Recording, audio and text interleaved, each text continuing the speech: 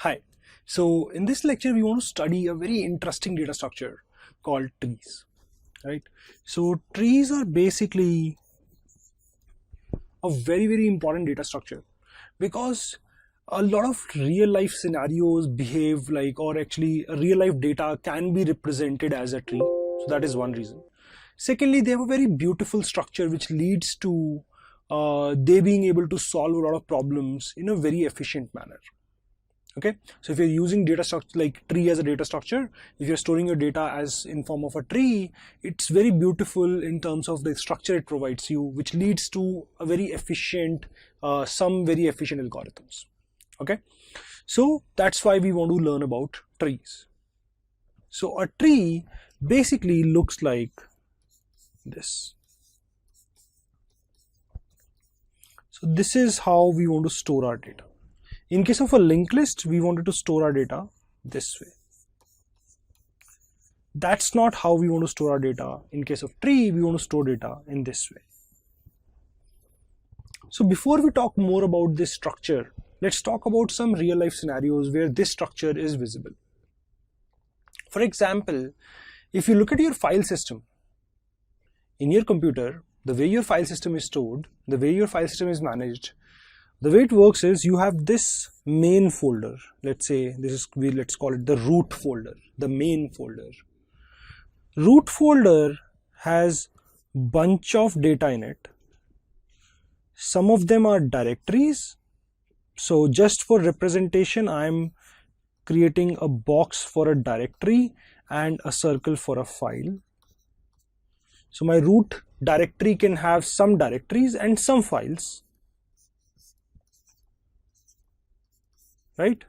And each of these directories can have further more directories or files.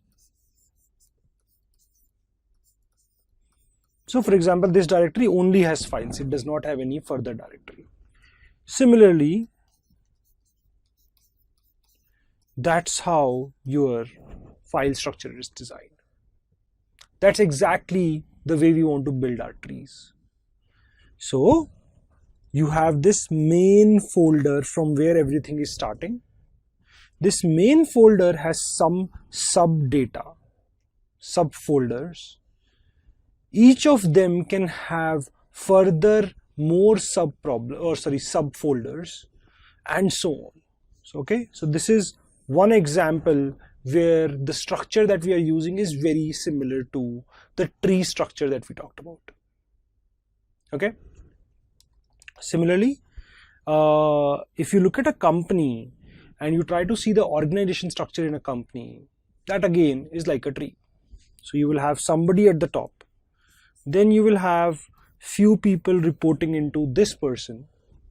Then few of these people have more people reporting to them, right?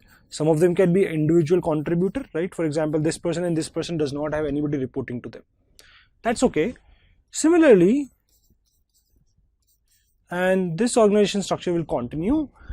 Everybody at the last level, everybody who does not have any more people reporting to them are individual contributors who don't have people reporting to them. They are individually doing whatever work they are doing. Okay, so that again is a tree structure that we can use, that we can see happening in a real life scenario. Okay, so what is exactly is a tree structure? So a tree structure is when we say there is this node, which is, we generally call it the root node. This is the root node, main node. Like the way linked list had a head, similarly our tree is going to have a root. Then this node can have more nodes as its children. We call it children, right? So this node has multiple children. Each of these children can further have children for themselves, right? So some of them might not have any children and some of them will have more children. So that's the structure that we call a tree structure, where each node can have more nodes as its children, right? And some of these children will have more children going forward. Okay, so that's what we call a tree structure. And I hope you realize like why we want to understand, why we want to learn trees. First of all, there are a lot of real life scenarios where tree fits in really, really well. Secondly, this structure is actually very, very beautiful. Why? Why am I saying that? I'm saying that because the way you can look at this whole tree is, you can say this is a tree which has few more trees with it. Extremely recursive structure where you have a tree which consists of one node and few more subtrees, few more smaller trees, right? So for example here, this is my root node. Then you have this subtree which only has one node. Then you have this subtree. This again is an absolute clear good tree structure, right? So this again is a tree, and this again is a very simple small tree. So trees have this beautiful recursive structure where you have a root node, and the root node has few children, which basically you can represent them as subtrees. So generally writing code in case of trees will become extremely beautiful because the structure is very, very recursive in nature. So most of the problems we'll be solving, we'll be using recursion to solve them, and we will be using this structure to basically solve things faster, right? That's what we'll be doing. So this is in general what trees are. For this particular lecture, we will focus on binary trees. We call a tree binary tree if each node can only have either 0 or 1 or 2 nodes at max. So the example that we had drawn, we had this root node which has 4 children, then this had 3 children. No, so in case of a binary tree, what we are saying is each node can only have up to 2 children. So for example, if you will see here, you have this node which does not have any child. You have these nodes which don't have any child. This node has 2 children, this node has 2 children, this node has 2 children, and this node has only 1 child, which is fine. You can have 0, 1 or 2 children, but not more than that. Okay, that's what we call a binary tree. So in this lecture, we'll be focusing on binary trees. We will talk about this generic form of trees in a later lecture. We generally call them generic trees. But for now, let's focus on binary trees. Perfect. Thank you.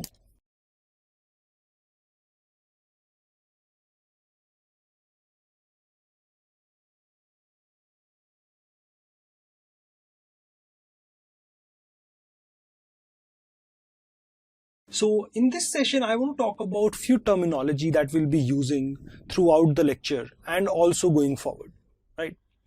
So couple of things that we have already used, couple of terms that we have already used is, one thing is root.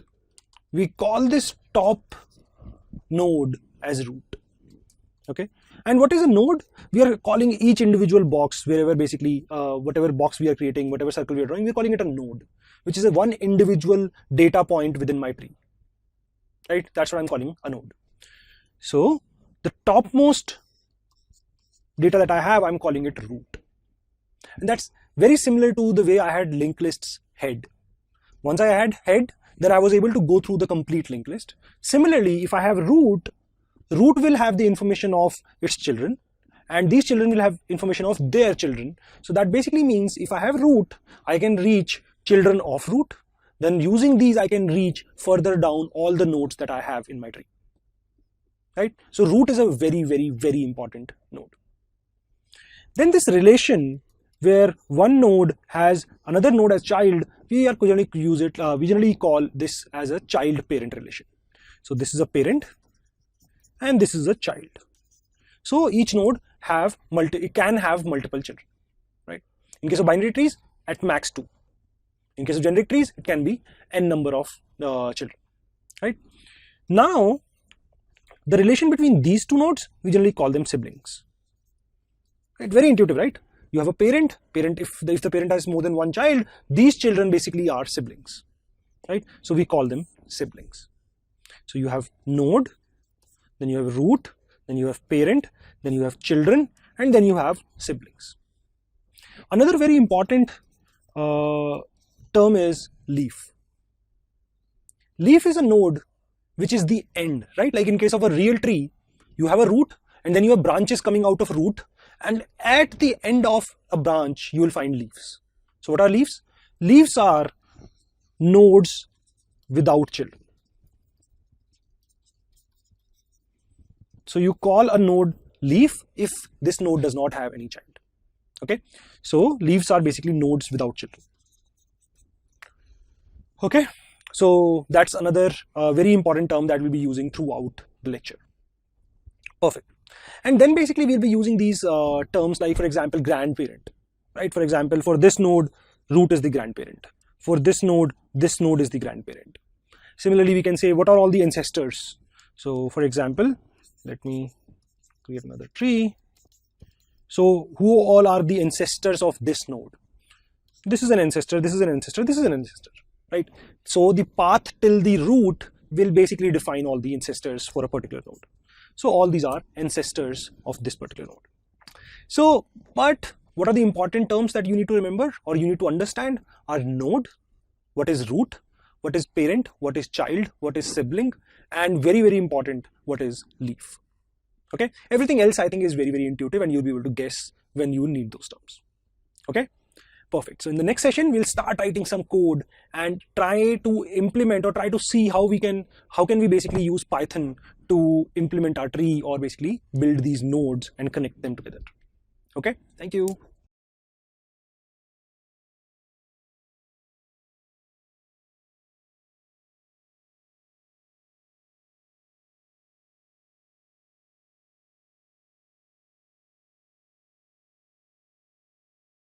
Hi.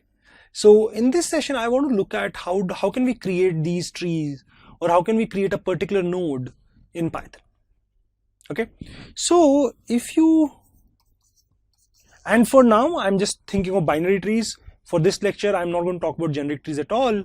So whatever we are going to write code for is going to be, we'll be keeping binary trees in our mind. Okay. So perfect. So here, if you talk about a particular node, what all does this node need to store?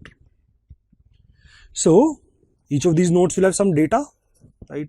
I'm using integers, but need not be integer, can be any kind of data. So each of these nodes will have some kind of data. What else does a node need to store?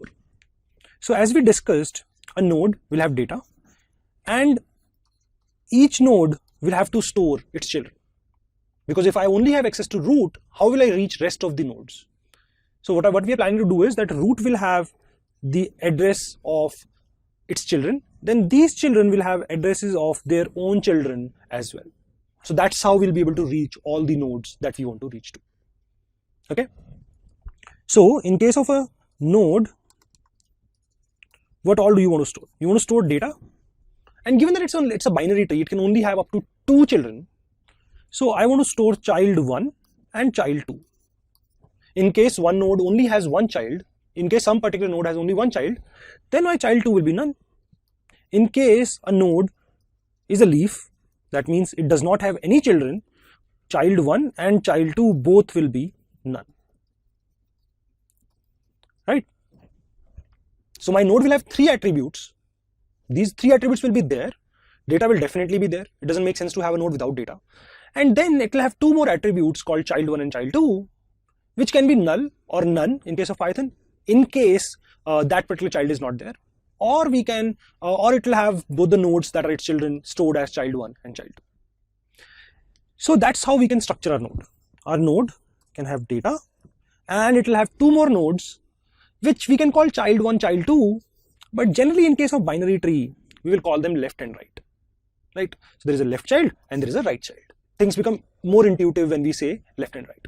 So we will have data, we will have left and we will have right, and these 2 will be addresses or references of this node's children. This is this node's data. So that's how I'm planning to implement the binary tree node. So once we have this binary tree node, this binary tree node will store its own data and it will have address of left and right. Now if you look at the left child, this will internally have its own data and it will store the addresses of its children, which will be left and right for this particular node. and so on.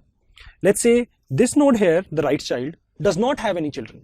So it will have its data, and left and right both will be none, representing that it does not have any left child or a right child. Right? So that's how we want to structure our tree. To implement our tree, we will basically implement this node, and then to create a tree, we will plug all these nodes together by making the right connections, and that's how we will make our tree. Perfect. So first of all, let's make this binary tree node class. Okay. So we want to make a class. I'm calling it binary tree node. Okay. So our binary tree node class will have a constructor, which will get self, and I think whenever you would want to create a node, I want that you pass me some data as well. Without data, I don't want you to create any node. So that's why you will have to pass me the data as well. Okay. And now my object, this node object, will store this data as data. So self.data is equals to data. And right now I don't have any children, like this node does not have any child. So self.left is equals to none, and self.right is equals to none as well. So whenever you will call this constructor, it will create a node for you with whatever data you pass it. Let's say I passed 10 as a data, and the left and right will be none. Now you want to change them, you can change them later. Up to you, right? Like whatever way you want to do it. Okay, perfect. So I think that's good enough for a basic binary tree node class that we wanted to create. So let's run this. So let's create our first binary tree node. I'm calling it BT1. Let's give it 1. Binary tree node called BTN is equals to binary tree node, and this I'm making the data to be 4. BTN3. Let's make it 5. Now you have created these 3 nodes, but they are not connected to each other. The first node has 1 as data, left is none, right is none. Second one has 4 as data, left is none, right is none. Third one has 5 as data, left is none, right is none. No connections at all. If you want to make these connections, you have to be careful that you're making the right connections. So for example, what I'm going to do is BTN2. What that means is, so instead of this left being none, I am saying this left is going to be this 4, this node that we had created. Similarly, what I'm going to do is, in the right side, I'm going to attach BTN3. That basically means that this none is this node now, which basically means that I have created this tree which has this structure: none, none, none, and none. So that's the structure that I have created. Now you need to be careful, right? Like you can do all kind of stupid things here. You can make this point here, but that's not a tree anymore. A tree does not have these cycles in it. Right? A tree is a very plain structure where you have a root which has children, which have children in themselves, and so on. There are no cross connections like this way. Right? You should not make this. That hey, I can very easily write here btn2.left is equals to btn1. But then that's not a tree anymore, because a tree does not have any cycles, right? So a tree will never have a cycle. So you have created the root, you have created one node, you have created one node, you want to change its left and right, then you need to create new nodes and attach them here. Okay, that's how you need to create a tree structure, and that's what we have created here as well. So we have created a tree for ourselves. This tree basically looks like this. For now, we are not able to print it, we are not able to prove that this is actually correct. So in the next session, we will basically implement a function which will print a tree, which will take a root as input. It does not require any other node. If it has access to root, using root, it should be able to access everything else as well. So we will provide it root, and it will print the complete tree for you. Not like this way, not beautifully, but it will give you all the information that you need. Okay, perfect. Thank you.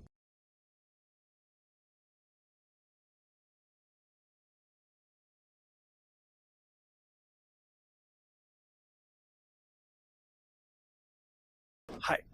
So in this session, I want to implement a print tree function, which basically takes the root from us and prints the tree for us. And that's very important, because unless we do that, how do we make sure that the tree that we have created is actually the same structure that we wanted it to be, right? So let's say this is the structure of the tree that we have. Now I could print it in many ways, right?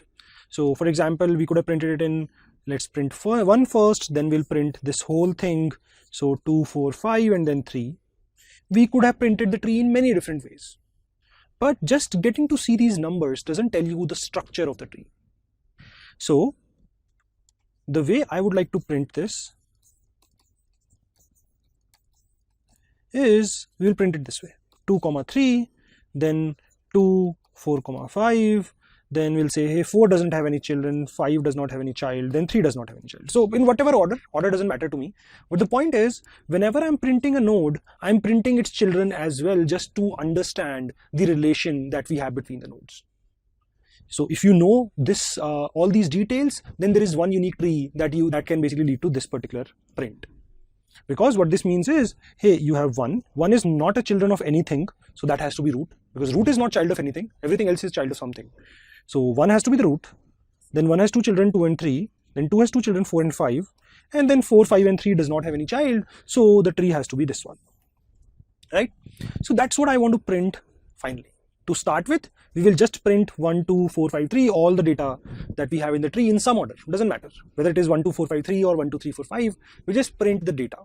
Then we will see how we can improve it to something of this form. Okay, to something of this form. Okay, perfect. So what do we want to do? We want to create a function. So I'm going to create this function here, which is print tree, and it takes the root input from you. So we need to give the root as input. Okay. So first of all, as we have discussed earlier, a binary tree is basically a very beautiful structure, because you have this root and then you can have up to 2 smaller trees as your subtrees or your smaller problem that you need to work with. So most of the tree problems, most of them we will be solving using recursion. Very few, very rare problems in case of tree will be solving without recursion. Generally we'll be solving it with recursion. Okay, perfect. So how do we do this? So right now the only thing I want is, I want to print these numbers one by one. Order I'm not worried about. So assuming this is my input, I would just want to print all these numbers in whatever order they get printed. So the way to think about any problem in case of tree is, hey, what do I need to do for root, and how do I make the recursive call for these smaller trees such that they do, like, recursion takes care of rest of the work for us. So here we need to print roots data, and in order to print the data of this tree and this tree, we will just use recursion. We will not worry about what this data is, what it is not. We'll simply call recursion, which will basically take care of the left and the right subtrees for us. And when I'm saying subtree, I hope it's very intuitive. Like, subtree is basically a smaller part of my main tree. So this is my complete tree. So this is a smaller tree within the whole tree that I had. So this is the left subtree, we can call it. So how do we implement print tree? We still need to take care of base case. So we'll worry about the base case later. I think I want to do something like this. Print root.data. So that will print the data within root. And then I simply want to call print tree on root.left, and I want to call print tree on root.right. So that's the intuition that I have. So I have still not written the base case, which is obviously we need to write for recursion to work. But the idea is that, hey, I want to print roots data. Now to print all the data within this subtree, I'm calling recursion on that. And to print all the data in this subtree, I'm calling recursion on that. That's how intuitive and easy using recursion will be for trees. Okay, so what would be the base case? In most of the problems, or I would say in most of the cases, the general intuition says that let's check if my root is a leaf or not. If root is leaf, then there is no point calling on left and right. Because if root is leaf, that means left is not there and right is not there. So we can just print its data and return. That is the most intuitive way of the way most of the people will think when I ask them that what is the base case in case of a tree. So that is one way to do it. That my base case can be, is root a leaf? That can be my base case. So there are two problems with this approach. First problem is, what if root is null, or I say none, right? So an empty tree, none is an empty tree, a tree which does not have any root. So that's possible. So that is one case that will not be covered if I take this to be my base case, right? If this is my base case, what will happen if root becomes none? Then that is going to lead to an error, right? Because if I assume this to be the base case, then the smallest problem that I'm thinking about is a single node tree. What happens when I have a 0 node tree? So that is one problem. The second problem is, we will have to check here, if left is none, then don't call, if right is none, don't call. We'll have to take care of all these things. What I'm suggesting is, in most of the problems, we'll use the base case to be if root is none, if root is empty. In this case, I don't have to do anything, I'll just simply return. I don't have to print anything in this case. Now let's see if this will actually work or not. So if this is my tree, let's take a smaller tree, how will this work? So I'll make a call on this. 1 is not none, so we will print 1. So 1 is printed. Then you will make a call on left, so your call comes here. 2 is not none, this node is not none, so you will print 2, and you will make a call on its left, which is none. 2's left is none, 2's right is none, so you make a call on 2's left. So you are making a call on none, and that returns without doing anything. So you don't print anything, you just return. Now 2 will make a call on its right, which will return as well because it's none, and in case of none we don't do anything, we just return. So 2 is done with its work. 2 has printed itself, and its left and right has returned like after being called for print tree as well. So 2 will return to 1. Now 1, which had made a call to its left, will now make a call to its right, so 1 will make a call to 3. So 3 is not none, so 3 will get printed, and then 3 will call its left, which is none, and which returns, and 3 will call right, which is none. This will return. 3 is done, so 3 will return. 1 is done, so 1 will return, and your tree is printed. That's how your work is going to happen. If you take the base case to be root equal none. I could have taken the base case to be something else, but this I think makes things a lot more simpler than taking the base case to be when the root is leaf, right? So it becomes much easier when you take this to be the base case. Okay, perfect. So now let's try to run this. Okay, so let me run all of these, and now let's call print tree on btn binary tree node 1. So it prints 1, 4 and 5 because that's what we had created, 1, 4, 5. But what I'm saying is this still does not tell us the complete picture. It's possible that my tree was this. Even in that case, this will be printed. But these are two different trees, right? So what I'm saying is if I had this structure and I call print tree on 1, it will print 1, 4, 5. If I had this structure and I call print tree on 1, it will still print 1, 4, 5. Then how can you be sure that the tree you have created is correct? So we will not just print 1, 4, 5, we will print the child-parent relation as well. So that's one thing that I want to add. So instead of changing in this function itself, which is very beautiful, so I'm going to do one thing. I'm going to, let's call it detailed. If root is none, don't do anything.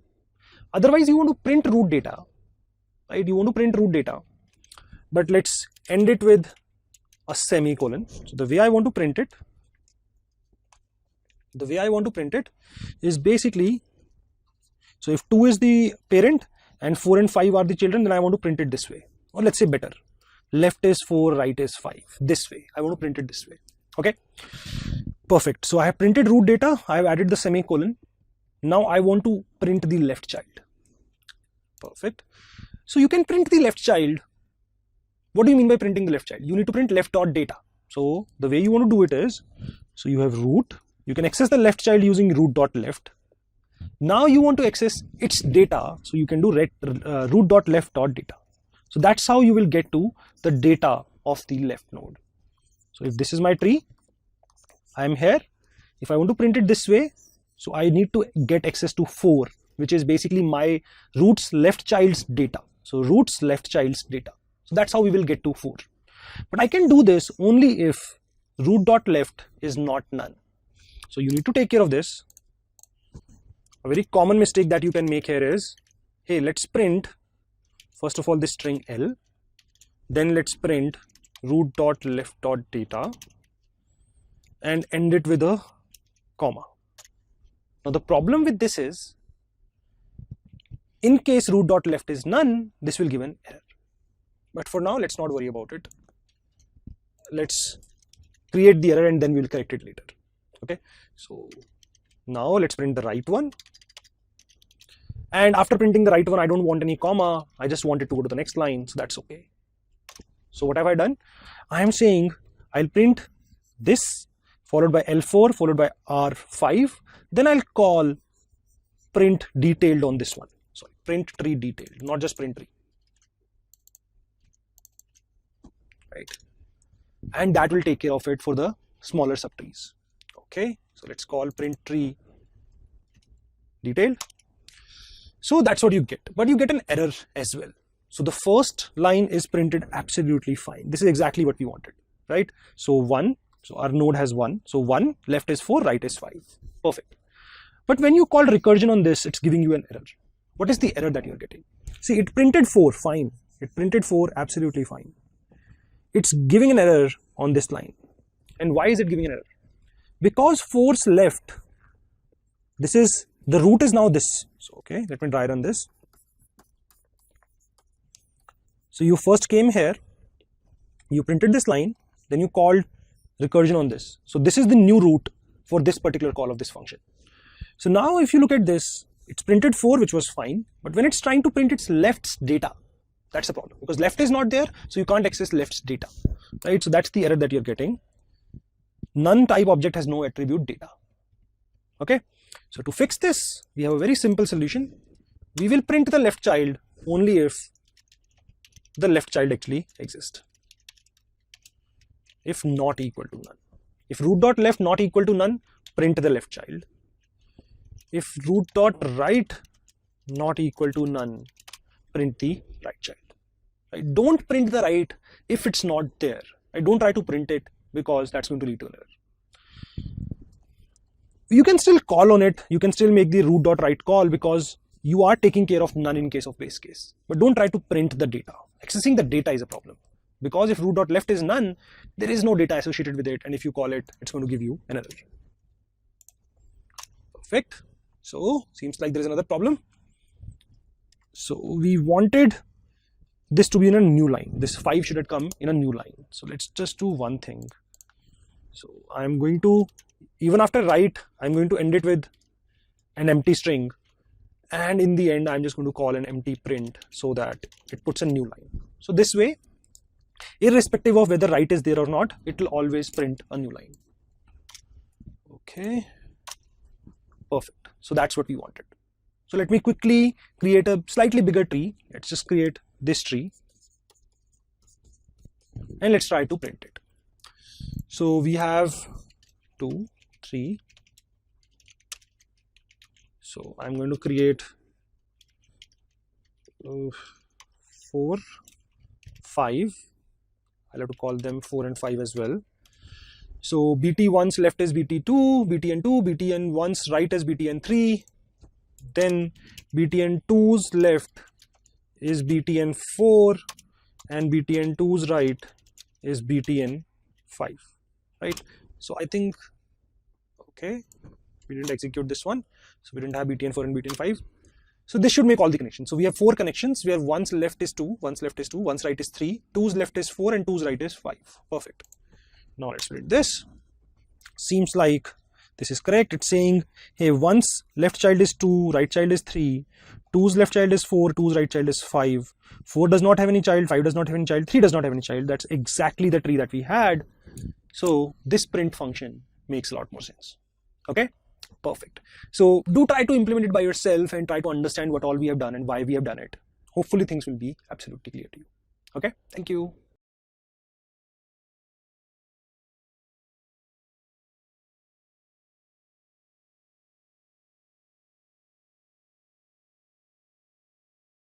Hi. So far, in order to create a tree, we were creating nodes and connecting them together, and that's how we were working. So in this session, I want to talk about how can we take a tree input from a user. So the user will give us what the structure of the tree is that the user wants us to work on. Right? We will not always create these dummy trees by ourselves. The user should be able to give us some input. Okay. So the way I'm going to do it is, as I told you earlier, most of the tree problems we'll be solving using recursion. In this session, we'll be solving taking tree input recursively as well. Okay, so that basically means if you want to take this tree as input, if the user wants to give this tree as an input, for me, I'm going to think of this as this way. For me, the user is going to give me the root, and I'm going to call recursively take input for the left subtree and call take input for the right subtree as well, and the user is going to provide me the left subtree and the right subtree. And then I'm going to attach them to the root that I have created, one to its left and one to its right. We'll have to take care of few cases, which we will do, but to start with, I think this is pretty good intuition that we want to work with. So let's first just write this much code and see what are the problems with the code that we have thought of so far. Okay. So this is the binary tree node class that we had created. We have a print tree function, we have a print tree detailed function. So all that is good, but I don't want to create those 5 dummy nodes and work on that to create a tree. I want to write a function which takes tree input. So this function, when I call this function, I'm not going to give it anything.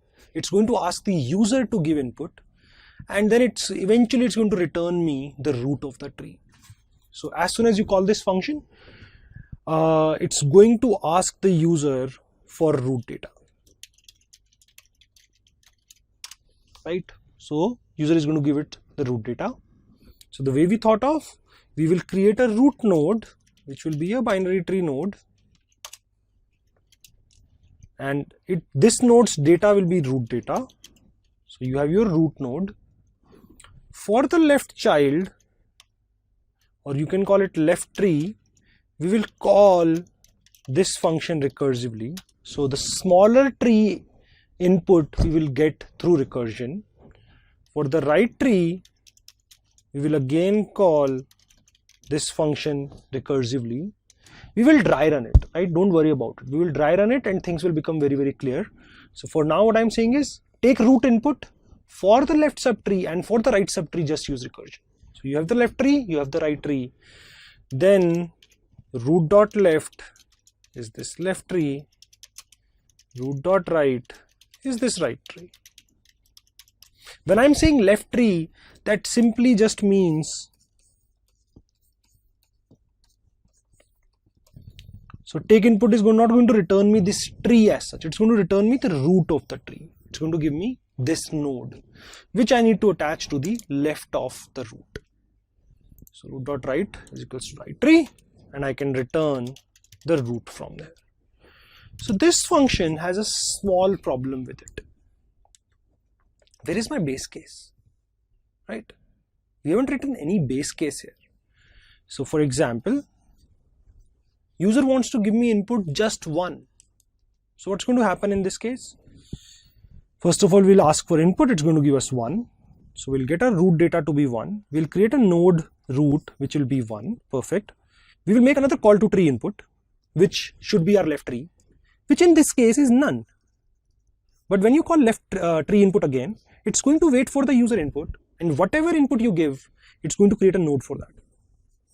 Right? It's going to create a node for that. There is no way for the user to say, hey, I don't want anything here. This is a none. I don't want anything here. Okay. So for now, I'm going to use a dummy value. Let's say whenever user enters -1, they're effectively saying that I don't want anything here. Okay. So just as a dummy value. We could have done it in a better way. But for now, I'm just saying that if the user wants that there is no child here, there is no entry here, it's going to enter -1. So our code will change a little.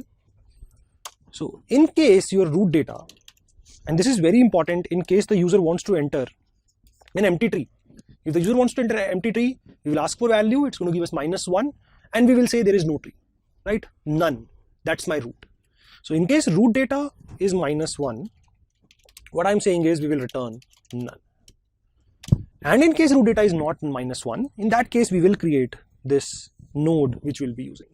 Now let's see how things will work for us when we want to create just this tree. So the first time we ask the user will give us 1. It's not -1, so we will create a node which is 1. We'll call again for the left tree.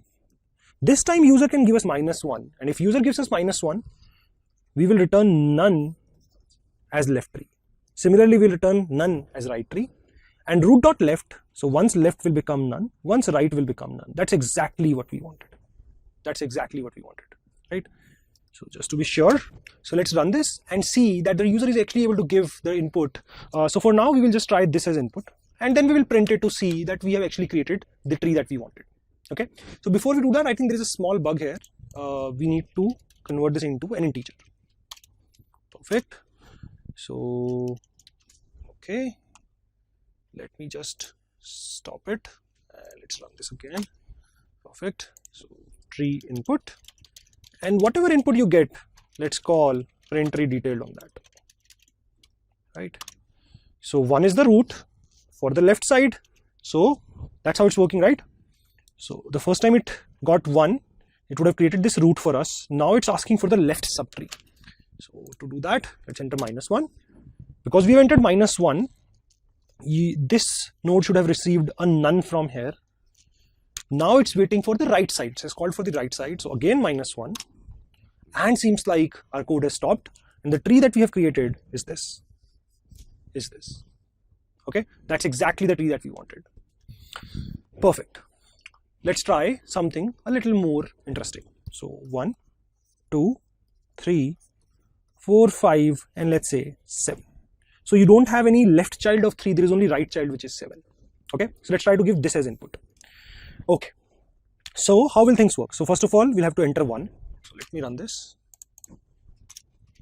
Now 1 has called take input, tree input for the left side. So right side is still, we'll work on it later, but first we need to work on the left side. So once you work on the left side, you need to first enter the root for the left side, which is 2. Now 2 has called for its left side. So you now need to enter what is left of 2. Left of 2 is 4. What is left of 4 is -1. So now 4's left is done, 4's right, which is -1. So you have to be careful and be clear while you're entering this input. Right? It's a little complicated. So you give this first, then this, then this. Then this side none, this side none. 4 has returned to 2. Now 2 will call to its right side, which is 5. 5's left is -1, 5's right is -1. So now 5 is done. So because 5 is done, 2 is done. So now 1 will call on its right side, which is 3. 3 will call on its left, which is -1. So 3's left is done. So 3 will call on the right side, which is 7. 7's left is -1, 7's right is -1, and we are done. Now if you see the tree that we have created, you have 1, which has left 2, right 3. 2's left is 4, right is 5. 4 does not have anything on left or right. 5 does not have anything on left or right. 3 has a right 7, and 7 does not have anything on left or right. That's exactly what we wanted to create. And that's how the take tree input, the tree input function is going to work for us. Working recursively, the only thing that you need to understand when you are calling recursion, so 1 has called for this tree. So now this whole thing has to be completed before 3's turn comes. So when 1 calls take input or tree input for the left side, this whole has to be taken care of before you reach the other side. And secondly, if there is nothing on something's left or right, that you need to enter as -1 so that our code gets to know that it need to go back. Okay, there are two things that you need to take care of. So amazing, we have a way to take a tree input and we know how to print it. So we are able to, now we can like create a lot of interesting functions because we know how to take input and we know how to take print output as well. Just one thing that I want to tell you, for all the functions that you're going to work on as your assignment, as your work, whatever you're doing, the input is not taken this way, the way we have written it here. The input is not written this way because it's very complicated. It's not very intuitive. The way, if you try, for example, the custom input, the way you will have to give input is some other way. Let me just explain that to you.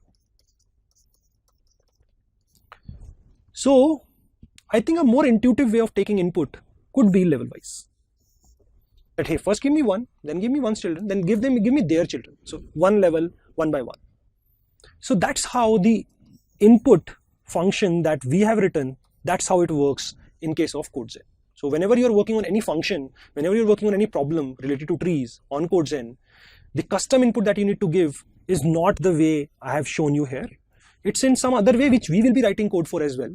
We'll be working on this another way of taking tree input in the next lecture.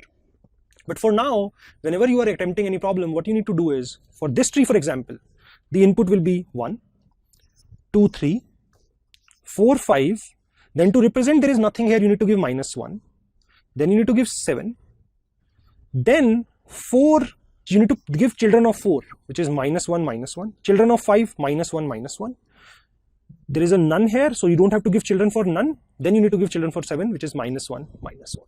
So this is how you can give level-wise input. So for custom input, you need to give your tree input this way. So let's try for one more. So let's say this is my tree. So first of all 1, then 2, 3, then 2 does not have any children, so -1, -1. 3 has 4, 3 does not have any right child, so -1. So now you need to take care of children of 4 because there is nothing else on this level. So for 4 you have 5 and 6. Then for the after 5 and 6 you need to give that 5 does not have any children by giving -1, -1, and 6 does not have any children by giving -1, -1. So any function that you are working on, you need to give input in this format, not the format that I have written the function in. Okay, not this way, you need to give input this way. Okay, perfect. Thank you.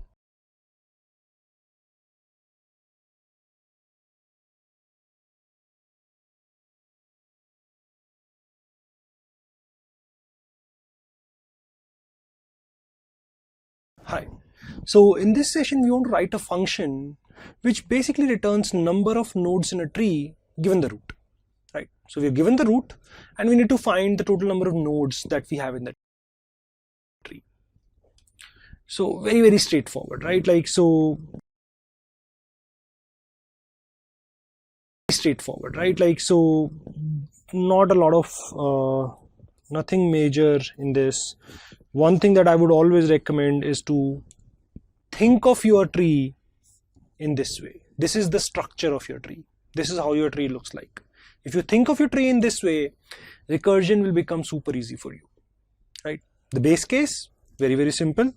If root is none, return 0. So we'll return 0 in that case, because if root is none, that basically means that your tree has 0 nodes, right? So you need to return 0. Otherwise, it basically means there is at least one node, which is your root node.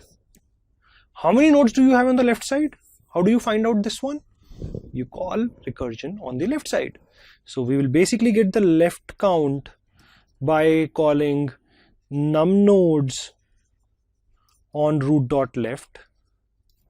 Similarly, we'll get the right count by calling num nodes on root.right, and we will add 1 to it corresponding to the root that we have, and that's how we'll get the final answer, right? So it's as simple as this. Okay, so let's quickly write code for this. So I'm going to write code here, not here. I want to write code here.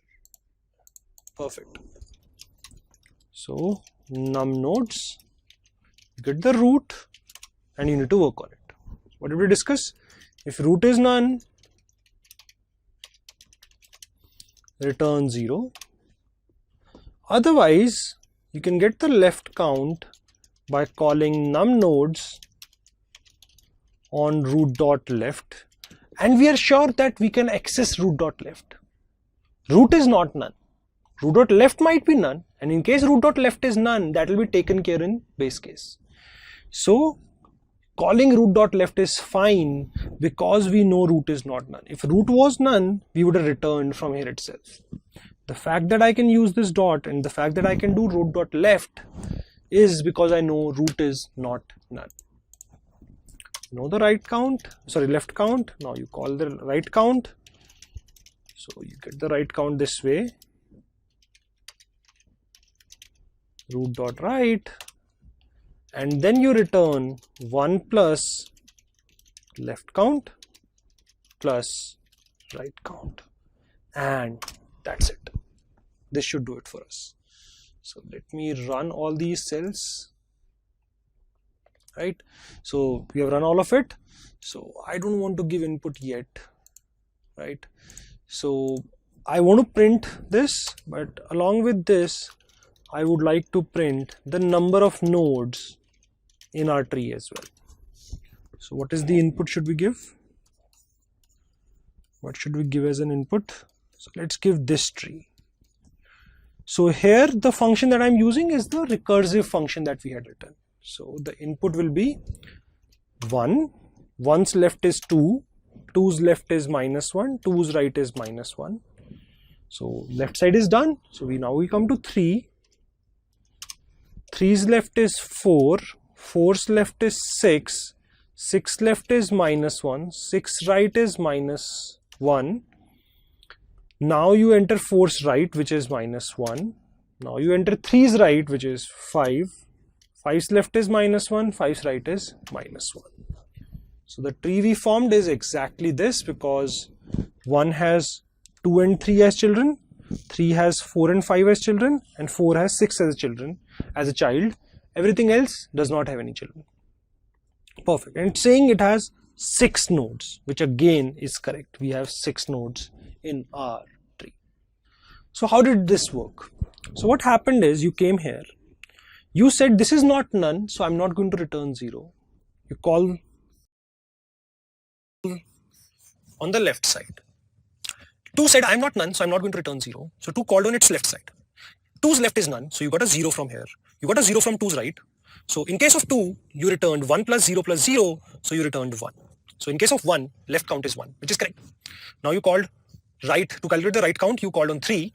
3 called on 4. 4 called on 6. 6 got a 0 from here, 0 from here, so 6 returned 1. 4 got a 0 from the right side because right side is null. So 4 returns 1 plus 0 plus 1, which is 2. And 5 returns 1, right? 5 will return 1 because 5 will get a left 0 from left and 0 from right. So it will return 1. So 3 will return 2 plus 1 plus 1, 4. So 1 will return 1 plus 4 plus 1, 6. And that's your answer. So that's how this code is working. Right? That's how this code is working.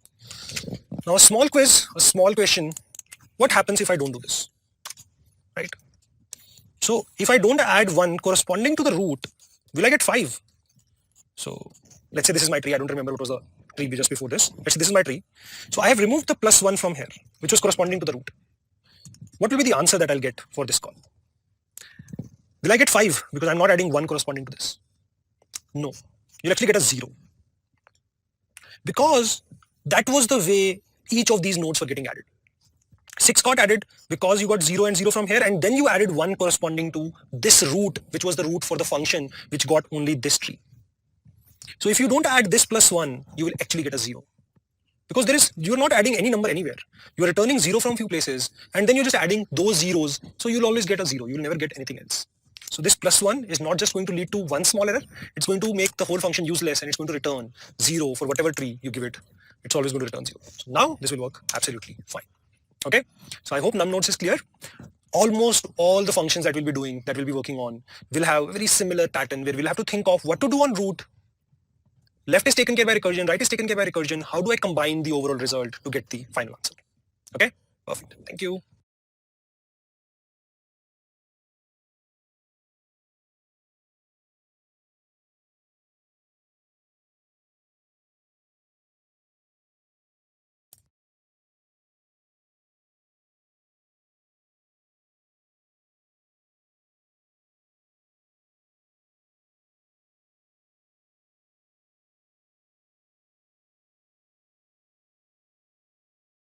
Hi. So in this session, I want to talk about the order in which we are doing all our work in tree. That becomes important sometimes. So far, whatever we've done, we didn't really worry about it. But if you look closely, when we were printing our tree, the way we printed our tree was, we first printed 1, then we printed 2, then we printed 4, then 5, then 3. So the way things are working is, you're working on the root first. So as soon as you come, you print the root. Then you work on the left side, then you work on the right side. Right? So root followed by left, followed by right. And that's the pattern we follow down as well. So for example, when you make a call on 2, you printed 2 first, then you printed 4, which was on left, then you printed 5, which was on the right. Okay. So this order, when you work on root first, followed by left, followed by right, we call it pre-order. Because root is doing its work first before working on its children. We call it pre-order. So root is taking care of itself before it takes care of its children. So pre-order. Whereas I could have written the same function a little differently. I could have said print tree root dot left, then I could have said print tree root dot right, and then I could have said print root dot data. Now what is the difference here? So now what I'm saying is that root is going to take care of its children first, then it'll take care of itself. So what will be the order of printing now? So when you come to 1 says, hey, don't print me first, call on 2. 2 will say, hey, don't print me first, call on 4. 4 will say, hey, don't print me first, print my children, but there are no children. So the first thing that will get printed will be 4. After printing 4, you will go back to 2, but 2 will say, hey, don't print me yet, print the right child. So we'll call on 5. 5 does not have any children, so 5 will get printed. Then 2 will get printed. Now 1 will say, don't print me yet, print my right child first. So 3 does not have any children, so 3 will get printed, and then 1 will get printed.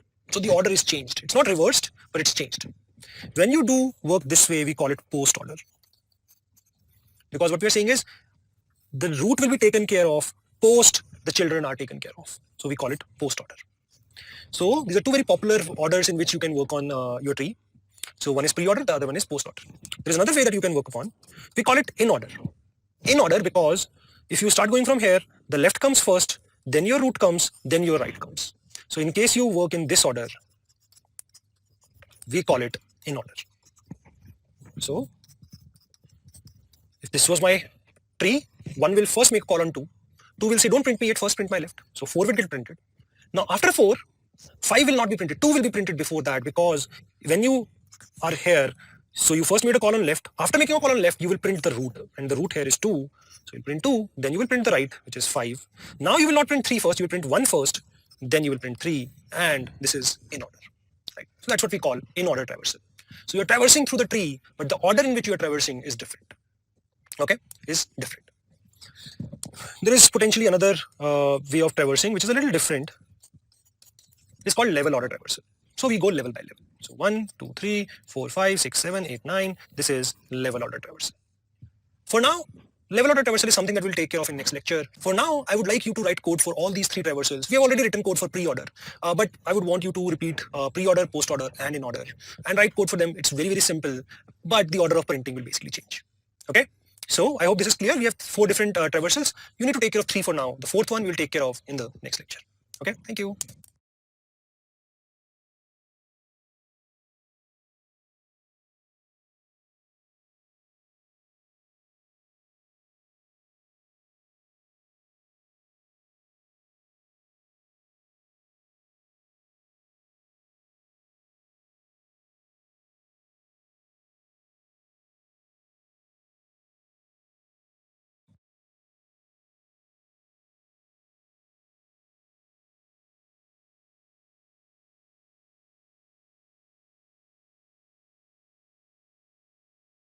Hi.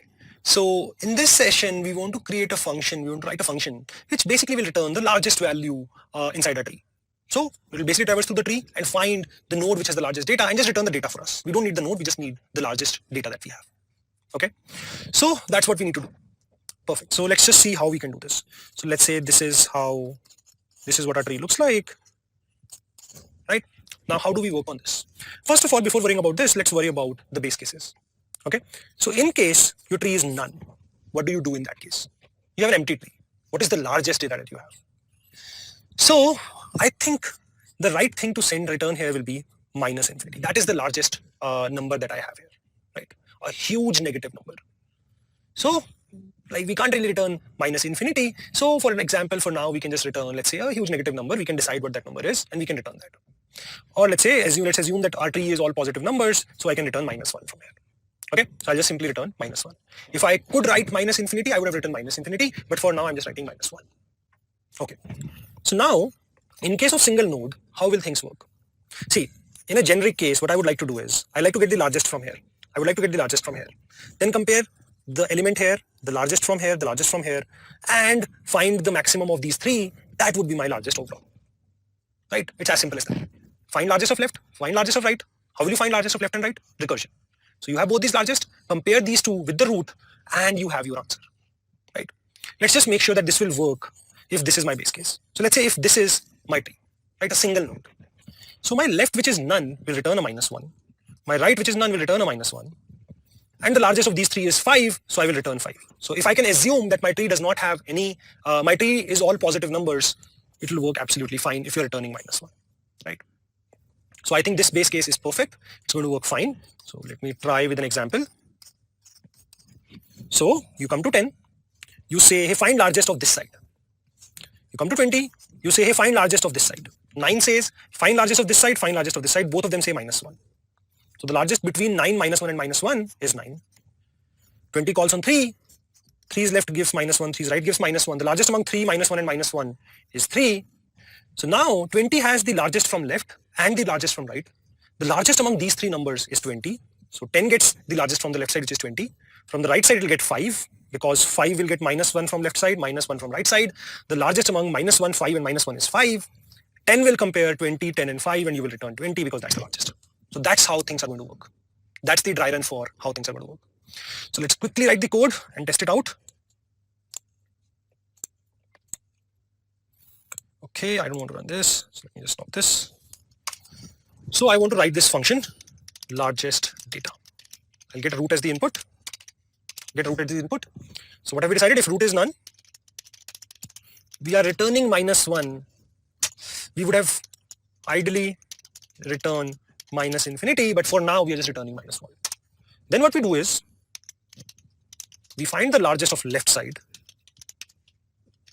by doing root.left. We find the largest on the right side by doing largest on root.right. And then we need to compare 3 numbers. Okay, let's just test this out. If I have 3 numbers, how can I find the maximum of these? So you have this max function, which works fine for 2 numbers. Sorry, I wanted to write A. So for 2 numbers, this works fine. Will it work for 3? So it works for 3 as well. So I can simply use the max function to find the largest among left largest, right largest, and root.data. So my largest answer will be max of and root.data. And then you can return largest. And this should work now. So let's call this function. So I'm going to give this tree as input. Right, this is the tree I want to give as input. So 10, then 10's left side 20, 20's left side 5, 5's children are -1, -1, 20's right side is 9, -1, -1. So left side is done, 25, 9 is done. So to the right side, 3, -1 and -1. So the tree is correct. 10 has children 20 and 3, 20 has children 5 and 9, 5, 9, 3 does not have any child, seems fine. And it's saying the largest is 20, which is correct, right? So this will work fine. We have already dry run it. We already done the dry run for empty, for a single node, for a larger tree as well. And it seems like it's going to work absolutely fine. Okay. So as we are solving more and more problems on trees, I hope things are getting more and more intuitive for you and you are able to breeze through the problems that we are asking you to solve as well. Right? Please practice. In case you are finding anything hard, please revisit the videos. Please try to revisit the problems that I have solved, because that will make things easier for you when you try to solve them by yourself. Okay. Thank you.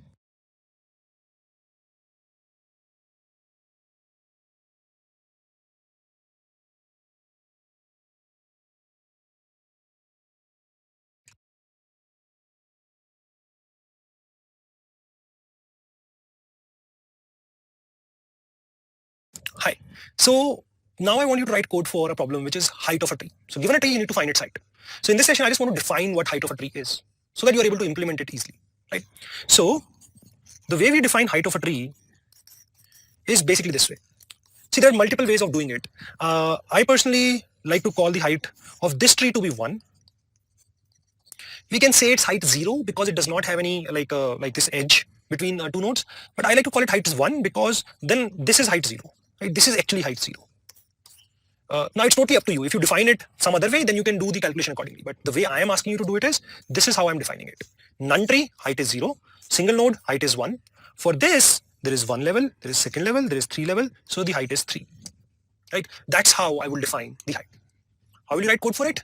That's something that you should figure out. Although it's very straightforward, I think if you look at it, here, the right side is smaller than left side, right? Like in terms of height. So the overall height is not dependent upon the right side. So I think if I know the left height and the right height, I'll basically use the bigger one, the larger height, and then I'll add a +1 to that. right? So you need to find left height, you need to find right height, find the largest between those two.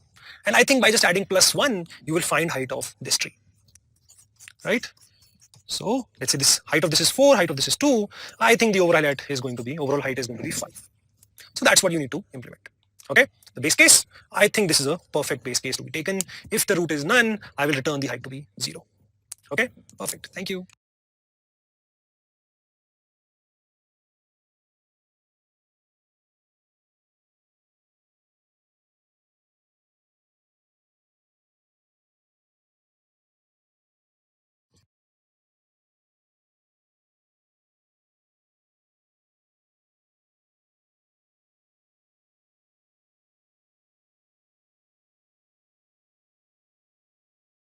Hi. So in this session, I want to talk about a problem which I think is a little more interesting than the problems that we have solved so far. So given a tree, we want to return the number of leaf nodes, right? The number of leaf nodes. Okay. So how do we take care of this? So I think just to understand the problem better, if this is the tree that I'm given, my answer will be 1 because the root itself is a leaf node. In case this is the tree that I'm given, my answer will be 3 because this is a leaf node, this is a leaf node, and this is a leaf node. So that's basically 3 leaf nodes. That should be my answer. So what should be my base case? I think we can keep this to be the base case, where if my root is none, in that case I can return 0. Along with that, now things will be interesting because see, it's possible that left and right both are none. In that case, I want to return 1 from here, right? So the root's contribution of root will be 1 in case left and right are none. In case left or right or both of them are not none, root's contribution will be 0. So we need to find root's contribution. To do so, we will check if left is none as well as right is none, root's contribution is 1. Otherwise, root's contribution is 0. Okay? So it'll be a little more interesting than the code that we have written so far. Okay, so let's implement this. Number of leaf nodes. So we'll get the root. So for now, let's not write the base case and we'll see if we really need it or not. Okay? So one thing I'm saying is if roots left is none and also roots right is none, in this case, you can return 1, right? So that works well. If both the sides are none, that basically means this is a leaf. You don't have to do anything else, you can just return 1. Otherwise, what I'm asking you to do is, now root is not a leaf, that's for sure. So what you can do is number of leaf left side is number of leaf nodes root dot left, leaf right side, number of leaf nodes root dot right. There are problems with this code, so I'm not saying this code is going to work, right? And potentially you should be able to return number of leaf left plus number of leaf right. Okay. So this code, by looking at it, I think it looks pretty good. What it says is, if my root is a leaf, return 1. If root is not a leaf, then find out number of leaf nodes in left and find out number of leaf nodes in right, and then return the sum of them. Okay. So let's try this code for this example. Okay. Let's try this code for this example. So 1, 2, -1, -1, 3, 4, -1, -1, 5, -1, -1. So it's saying, oh, we didn't, well, let's just print, sorry for this, let's print number of leaf nodes as well. That's what we wanted to test. So 1, 2, -1, -1, 3, 4, -1, -1, 5, -1. So it's saying there are 3 leaf nodes. Works absolutely fine. That's the problem with doing very little testing. Let's try it on some other problem. Let's test it on this simple tree, right? Very simple tree. So 1, which has a left child 2, -1, -1, and -1 for one's right. And we get an error. Why did we get an error? So what's happening here is you did not take care of case when your root is none, right? We haven't taken care of that. Now what's the problem with that? You come to 1, one's left is not none. So you don't hit the base case. You come here, you call on left, that's fine. You call on left, that will work okay. But then you call on the right as well. And the right is none. So you have called on none. But as soon as you call on none, you haven't taken care of it. You come here, you do none dot left. That's the error that you're getting. You have called the function on none, but you had not taken care of none. That's why you're getting this error. I think all of this is okay. The only change that we need to do is, along with this, we need to have this base case as well, that if root is none, then I would like to return 0. For an empty tree, there are no leaf nodes. Now I think this will work absolutely fine. So taking care of this base case is very, very important that you need to do always. You always need to do this. Just take care of, if root is none, you need to return 0. Okay, let's run this. Okay. So this is the example that we were taking earlier. So let's try on this example itself. 1, 2, minus 1, and minus 1 for once right. And you get one leaf node, which is correct. That's what you were supposed to get. This is the only leaf node that you have, right? So what I wanted to point out here is the base case I think is this is fine. Now, additionally, we are writing another base case for a leaf, which is fine as well. Then we are using recursion as always. But when you're using recursion, just make sure that your base case is correct, right? If that's going to be a problem, your code is not going to work. Okay, perfect. So please try just make sure that you implement everything that is coming on the way, all the problems that we are asking you to code before you move to the next session. That's very, very important. Because if you don't write code in between, the next video will feel much harder rather than as compared to when you're actually coding, where you're writing code for all the problems on the way. Okay, perfect. Thank you.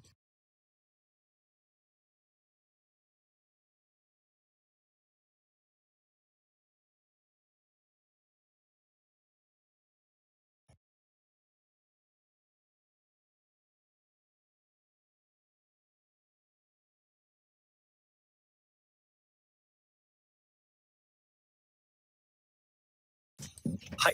So in this session, we want to code a problem which basically uses a concept called depth of a node, right? Which is a very simple definition. So depth of a node is defined as, I would say, distance from the root, right? So this node is very close to root. There is zero distance, so zero depth. Or you can say how deep it is compared to root. So it's at zero depth.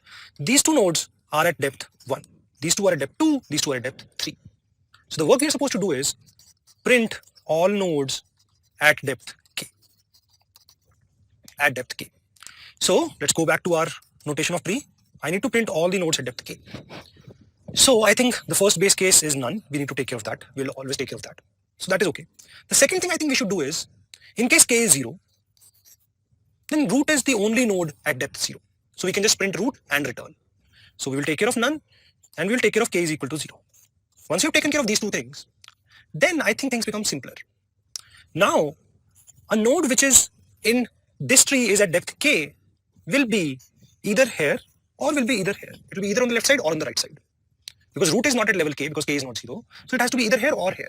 So I think if I print all the nodes in this side which are at depth k minus 1 and all the nodes here which are at depth k minus 1, I'll be done. Why? Because a node which is at k distance from this node will be at k minus 1 distance from this node. So for example, what I'm saying is, if I have to print all the nodes at level 2 or at depth 2, what I can say is at depth 2, so print all the nodes which are at depth 1 in this subtree. Print all the nodes which are at depth 1 in this subtree. And that will work as well because I have to print 4, 5, 6, so that will work as well. Which will basically what it will do is, 2 will basically call on 4 and say print at level 0. And because at level 0 we have taken care of this, 4 will get printed. Similarly, 2 will call on 5 and say print at level 0, and 5 will print itself. 3 will call on 6 and say print at level 0, and 6 will print itself as well. So what I'm suggesting you is, we'll take care of this base case, we'll take care of this case, and then we will call print at depth k on the left side and pass k minus 1. Similarly on the right side and pass k minus 1. And that's it. We'll be done. Okay. So let's quickly write this code. Print depth k. We'll get the root. We'll get k. So first case we need to take care of is, if root is none, return. There is nothing to be printed, right? So we'll just return. In case, if k is 0, that means you need to print the root. So we will print root.data and we will return. There is no point going further. In case k is not 0, that's why you reached below this if condition. Otherwise we would have returned from the if condition itself. So if you're coming below the if condition, that means k is non-zero, then you don't have to print the root, but you need to call on roots left with k minus 1, and you need to call on roots right with k minus 1. And I think this will do it for us. So let's run it. So let me print depth k, let's pass it root, and let's say depth 2. So the tree that I want to give is this. So that basically means 1, 2, 4, 4's children minus 1, 2's right child 5, minus 1, then 3, then 6, 6 minus 1, and 3 has a minus 1 on the right side. So that's the tree that we wanted. And it has printed 4, 5, 6 because they are the 3 nodes which are at level 2. Seems like our function is working fine, right? So that's exactly what we were required to do. So I just want to do one more iteration or one more version of this program. Now what I want to do is, so instead of reducing k as we are going down, another option that I have is, I can pass the depth while going down. So I can say, hey, print at level 2, and I'll say you are at depth 0. On the left side, I'll say, hey, print at level 2, you are at depth 1. On the right side also, I'll call the same way. You need to print at level 2, you are at depth 1. So now 2 will call on 4, and it will say, hey, print at level 2, and you are at level 2. Similarly, 5 will get 2, 2, 6 will get 2, 2. And what we will do is, hey, I need to print at level 2, and I am at level 2. That means I need to print myself. So that's how 4 will print itself, 5 will print itself, and 6 will print itself. So what I'm suggesting is, we could have written this function in another way, where print at k gets the root, gets k, and gets the current depth value as well. And you can give the default value to be 0 such that the user doesn't have to provide it. User will only give root and k, and by default you will take the depth to be 0. So now how things will work? You'll have to take care of none. Now because k is not reducing as you're going down, so k will not reach 0. What's going to happen is k will become equal to d. In this case, you print the root. In case k is not equal to d, you need to call print at k with roots left, same k and d plus 1, because the depth has increased when you go one level down. Similarly, you will make a call on the right side as well. Okay, let me just quickly write this code as well. I'm telling you this because it will be useful in some of the problems that you'll be solving later on. Okay, so let's write another version of this code. Print depth k v2 version 2. So you'll get root, you'll get k, and you'll get a d. By default, I'm giving it a value of 0. Base case is absolutely same. If root is none, you return. This case is different. You will say if k equal d. Because if you want to print the root, if you want to pass k as 0, d is 0 as well. So k and d will be same, you will print the root, right? So we will print roots data, and we will return. Now no point going further down because k is already equal to d. So there is no point going further down. And now, if you have reached here, that means there is root is not none, and k is still not equal to d. So you can try downwards. You can try on the left and the right side. So I'll call on the left side with k stays the same, d increases because whatever is my depth, my left side's depth is 1 more. So my depth was d, so I'm calling on the left side with d plus 1. Similarly, I'm going to call on my right side with k and d plus 1.